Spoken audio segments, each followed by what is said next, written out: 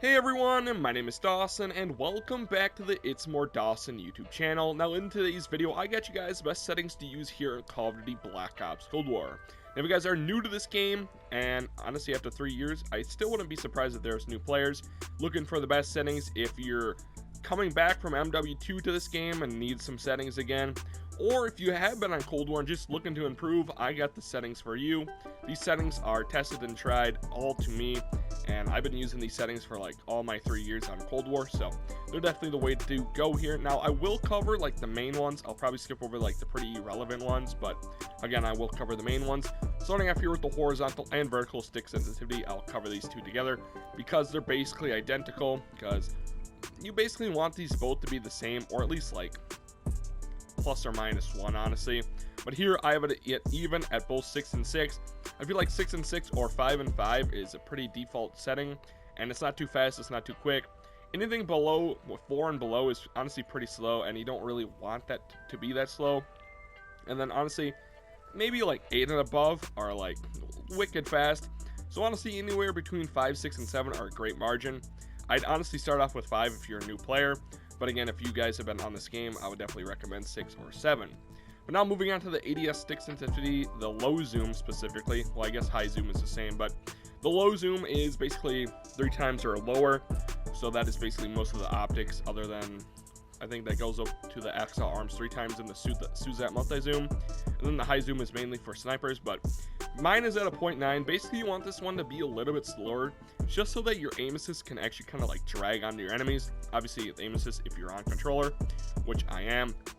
So that is basically a main reason why. Now my button layout is tactical. I have been running tactical ever since Black Ops 4. I do use a default controller, so if you're using a default controller, I would highly recommend that.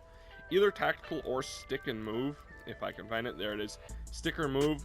That's also a pretty good one, but I just chose tactical because that means I can slide and prone with my R3. So basically I can crouch and basically drop shot without taking my thumb off of my analog stick. So that definitely helps you during gunfights.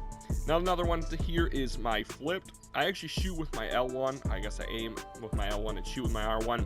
Basically, I just feel like they have better response time than L2 and R2. I also switched the setting back in Black Ops 4. It's honestly, it gets a little hard to get used to it, but once you're used to it, I never will go back.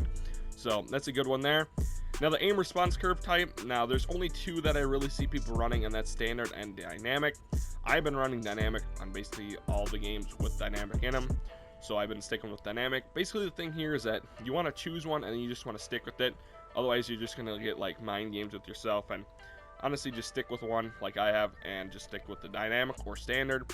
Again, you can try them out both, but I've been going with dynamic. Controller vibration is off. I actually turned this again off in Black Ops 4. It is a little bit hard to get used to with it off, but again, once it's off, it's like impossible to go back. Trigger effect, I think that's only a PlayStation 5 controller. Target aim assist, obviously if you're on console, you definitely want that on. Now target aim assist mode, mine is at standard. I haven't really seen too many people mess around with this setting, so that's why I just go with standard. Honestly, all the other ones are kind of like weird, so I just go with standard. Enabled.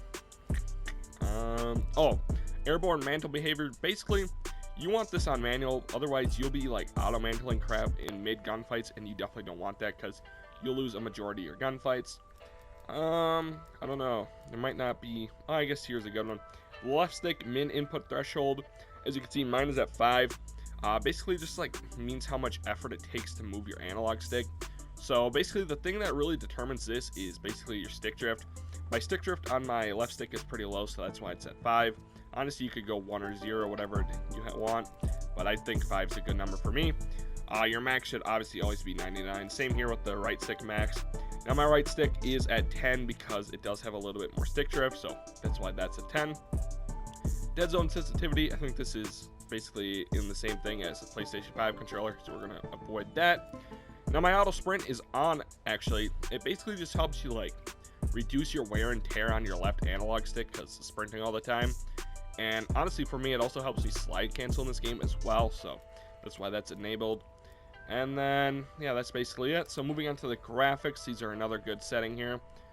Safe area bounds, that's basically your own monitor or TV. Color by modes, I don't think I have much change in this game. I do have the enemy color changed to the darkest red just so it's easier to see. Other than that, I really haven't messed with it at all. For my brightness, that's basically all personal preference to your monitor or screen. I do have 120 hertz because I am on a PlayStation 5, and I do have a monitor that is like 165 hertz, so my monitor does support that.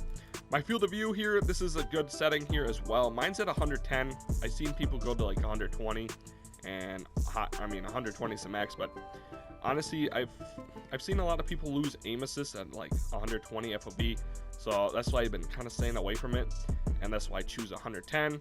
Basically, the like further out you go, like 120, you'll have like the least amount of visual recoil, but like at 60, you'll have like the most. So I just went 110. I felt like was a good spot for me. EDS field of view, this is another important one. Mine is at affected. I honestly don't really know what this does. I've just seen a lot of, when this setting was new to console, I just seen like all the Warzone people rock affected, so that's why I ran affected. So is what it is. Vehicle aiming, this is just nonsense. And then motion blur, you want this disabled. I have seen players like use it, and I think they're just lost. So, and honestly, one of like a personal experience, one of my friends had this setting on, and then I told him to turn it off, and he instantly improved. So hey, you got to turn motion blur off, honestly. Audio, this is a lot of personal preference, kind of like tuning to your own headset and stuff. My master volume's at 85. Music at 0 because I just do not rock with the music, especially when I play it in game. Sound effects is at 85. Dialogue volume, this is like when you're in game. Yeah, this is when your in-game characters like talk. I should probably lower this, but it's still at 100. Cinematics at 100. Audio preset, this is like a pretty solid setting in the audio setting. Mine's at Treyarch Mix. It used to run headphones, but apparently that's not the best one for headphones. But Treyarch Mixes, I actually found the setting from FaZe Simp, the pro player. So that's why I've been using this. Hit marker sound effects obviously on. Here's another setting that I get asked quite a lot is my hit marker sound effect. Obviously we have default and then we have classic. I don't remember the last time I've used default like hit marker sound effects, so classic is just like my way to go. I think it's like the hit marker sounds from Black Ops 4, and that was like the one COD I really enjoyed, so that's what I've stuck with. Nothing else really here. Interface, yeah, I don't think there's much in interface at all. And then keyboard and mouse, I'm on controller obviously. So, and then of course we're not going into account and network. But yeah, those are the best settings here in Call of Duty Black Ops Cold War. If you guys found this video helpful and you enjoyed, make sure you guys sub like button, and I'll see you guys in the next one. Peace.